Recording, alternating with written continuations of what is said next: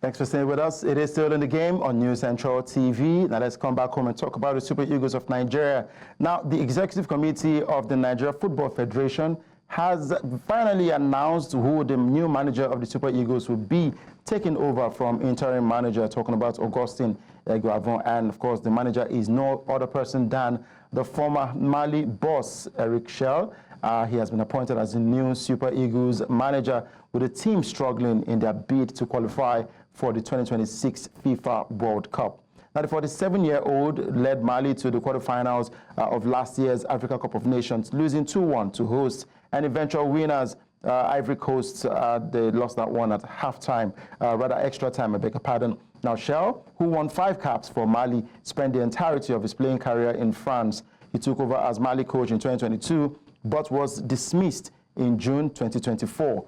Now, of course, his primary task is to turn around Nigeria's slow start to the World Cup in qualifying, with the team winless after 4 games and second from bottom in their 6-team group. You can see the man and his stats right there on your screen, the clubs he has coached and the achievements he has had, where a lot of Nigerians have said, look, he hasn't achieved so much to become the Super Eagles manager. Out of 159 games, he has won 70, drawn 42, and lost 47.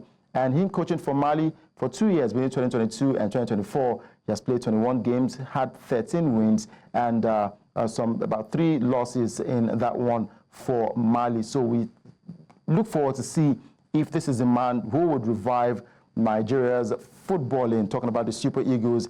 And all over social media, it has drawn a lot of responses, a lot of criticism from fans all over social media. Some have said this guy is a man to take Nigeria to El Dorado, while some have said he doesn't fit the bill. And yes, this memorable scene during the Africa Cup of Nations tournament has made him a standout manager, and I hope that we have a lot of coolant to help suppress the pressure when he starts his job as a Super Eagles manager. I've got Robert Olimene right here joining us all the way from Abeokuta, and of course I've got Fisayo Dairo, who also joins us via Zoom. Let's talk about what's happening with Nigeria's football. But first of all, I'll say welcome to the show, guys.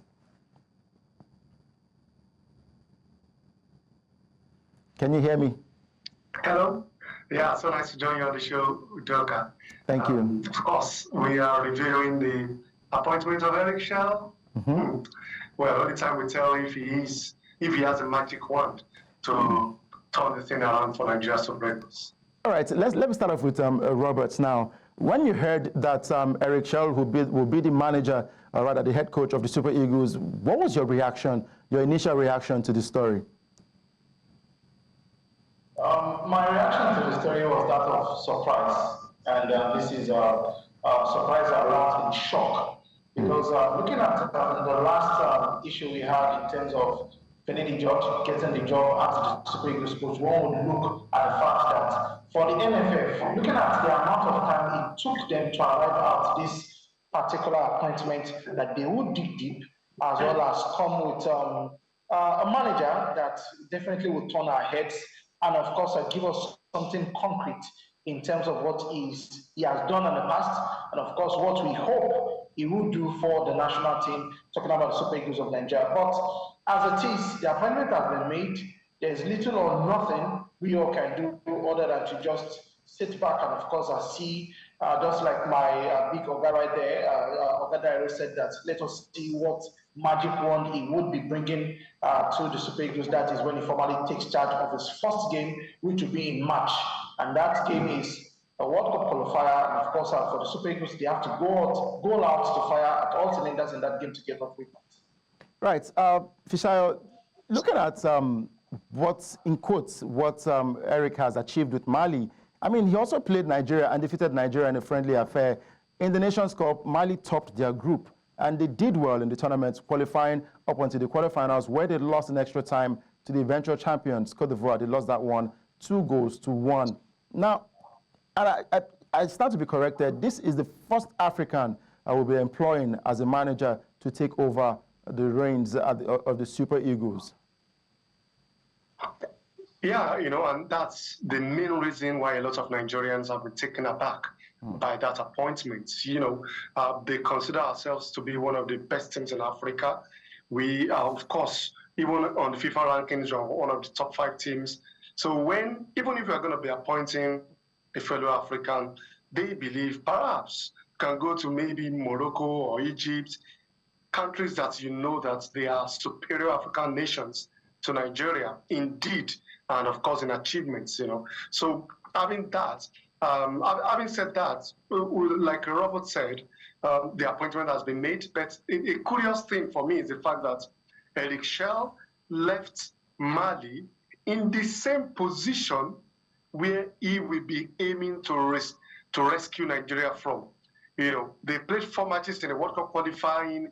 They are 4 points below the top 2 teams. That's Madagascar and that's Comoros Islands and Ghana. Now, Nigeria are 4 points below the top 2 teams, Rwanda and South Africa. So it's the same man that we are bringing back. Well, one good thing for him is that he will have better talents to work with in Nigeria than in Mali. So I am of the opinion that any right-thinking manager, any manager that truly knows his audience, should be able to win games for Nigeria, should be able to achieve success. For instance, someone like Gernot Rohr is still one of the average coaches around, but he performed creditably for Nigeria Super Eagles. So at this point, the deed has been done. We just have to wait to see if Chelle really, even is as good as maybe a Gernot Rohr, if he's as good as a Gernot Rohr, considering that he's younger, so should be in tune with some, modern techniques and so on. Perhaps it could be, what he needs now is to surpass this man on the screen, the Gernot Rohr, which is to qualify us for the World Cup. And if he can achieve that World Cup qualification, he will 100% also be in charge of Nigeria at this year's Africa Cup of Nations in December. And who knows, the likes of Clemens Vestal, Bradford Jones, they were nobody before taking Nigeria's job, and maybe he can also write his name in glory like those ones. Right. I mean, if you take our minds back to the African Cup of Nations, where the Cote d'Ivoire manager was sort of let go of, and we saw Faye take charge, and everybody thought, look, this guy is just an assistant. What does he know? How can he deliver? But he went on to win the tournament. Now, coming back to Nigeria, a lot of fans are of the opinion that what we really need is a psychologist to improve the psyche of the players, because it feels like they are different when they come back home to play for the country. But when you see them outside the country, they're firing from all cylinders. Take an example of Victor Boniface, who bangs in the goals for Bayer Leverkusen, but when he comes back home, he doesn't seem to perform so well. But a lot are saying that we need more of a psychologist. And for Eric Chelle, he has a bit of psychological traits in him that he can use in fine-tuning the Super Eagles of Nigeria. And like you rightly said, we should give him a chance to see what he can do. And again, the plethora of fans, players that we have in the country can also serve as an advantage for Eric. Now, let me ask you, Fisayo, will it be a failure if Eric doesn't qualify Nigeria for the World Cup, already knowing our position? I don't think so. Yeah, like you said, we have, I think, 8 matches left in the qualifying series, and he has come in. We've played 4 games, amassing just 3 points out of 4 games. So if he comes, and let's assume that he wins maybe 90% of his remaining games, and either Rwanda or South Africa win the same percentage, it means he will not qualify us. So more than, we know that we are in a group which we can handle, really. Our first 2 games under Eric Chelle will be away to Rwanda, at home to Zimbabwe. At the last AFCON qualifiers, we drew away to Rwanda. Our second string side lost at home to Rwanda, but so I will not count that. When we needed the result, we got a point in Rwanda. So I will not pin it on him if at the end of the day we don't qualify. But the first game against Rwanda, he must not lose. If he loses that game, then it shows he's not even better than Iguapo. So win that game against Rwanda, he shows that he's better than Iguapo. then come back home, win against Zimbabwe, get 6 points against Zimbabwe. Okay, sorry, I said 8.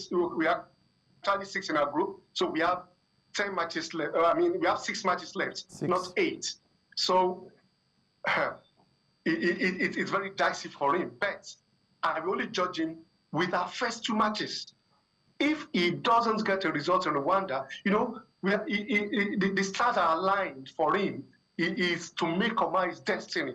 The tabletop inside in our group are Rwanda, and incidentally, our first game is away to Rwanda. So if you want to whip the magic, just like a certain Shoaib Amodu did for Nigeria in 2001 en route to the 2002 World Cup, he went to Sudan and win 4-0.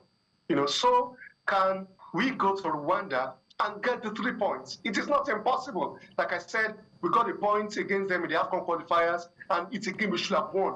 We missed tons and tons of chances. So let's see if he will get the luck for our strikers to convert the chances and he wins. So if he wins that game, he beats Zimbabwe, and then South Africa are also winning their own games, and if by the end of the day he fails to qualify, everyone will have seen that he actually did his best. He did the right things to do. And then we can say, let's cut him some slack. We lost the qualifiers. We lost the qualifying slot from the first 4 games where we failed to win a single game. Right. Robert, Nigeria, tagged as Giants of Africa, tagged as one of the best football playing nations in Africa, and even beyond the continent, we've also been seen as heavyweights when it comes to playing football. But it feels like Nigeria football has actually gone down the slope. Now, during the AFCON tournament, we saw a scene, a video that went viral of the coach where he was being cooled down with water. And fans are saying that, look, does he have the energy to take over, talking about the pressure that comes with coaching Nigeria because of the talents that we have. And Nigerians are of the opinion that we must not fail to qualify for the World Cup. Eric is in charge now. And like Fisayo rightly mentioned, Nigeria and Mali are in the same precarious position. What is the saving grace for Nigeria? I think our saving grace at this point in time is not to think too much ahead of ourselves in terms of our chances to qualify for the FIFA World Cup. Like the table I was shown some minutes ago, we are not in charge of our destinies. Even if we win the remaining 6 matches left, we are going to plow through direct rivals who are in front of us in that particular group.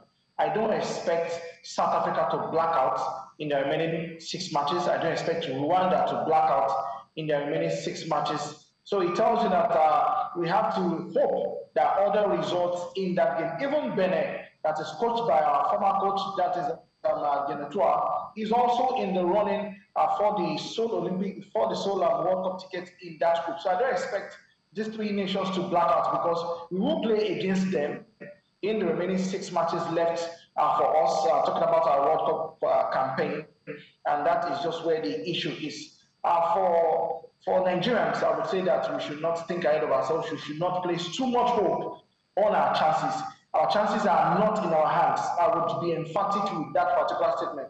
Our chances are not in our hands because we have to pray or hope or calculate that Rwanda, South Africa, and of course Benin Republic will miss chances significantly for us to top this group and of course be on our way to the World Cup. As it is, for Eric Chelle, he will have to show his brilliance on the field of play. Looking at his CV, he favors the 4-4-2 formation, and of course he's an attack-minded coach. He plays with a double striker in this formation. And looking at the plethora of talents we have Victor Boniface, we have Ademola Lookman, we have Victor Osimhen. These are viable weapons he can deploy against anything we come against, talking about our World Cup qualifying chances. And of course, hopefully, with the brilliance he hopes to show us, and of course Nigerians who will be looking critically at all the World Cup qualifying games we're going to play, hopefully he gets his starts right. Hopefully the ball falls kindly for the team, and of course we get to see what he can offer. But right now as it is, I would say that our chances somehow are a little bit slim in terms of our World Cup qualifiers. All right, we'll see how that turns out for Eric Chelle right there, talking about him coaching the Super Eagles of Nigeria. But I also hear that he has to start off with taking charge of the home-based team. Does this mean, Fisayo, does this mean that we will have a blend of the home-based and the foreign-based to have a Super Eagles to proceed with the rest of the qualifying games? Yeah, I think that's the thought process by the NFF to have him in charge, just like, Stephen Okechukwu-Keshi. We know that he is the coach that last incorporated a whole lot of home-based players in the mainstream Super Eagles. And I was able to achieve it. He was also in charge of the Chan Eagles. So for Eric Chelle, I know that going to Chan next month, he will only be there in what we call the technical advisor role because, the two guys in charge, Fidelis Elechukwu and the acting head coach, Dairo Lugumodede, know the players better.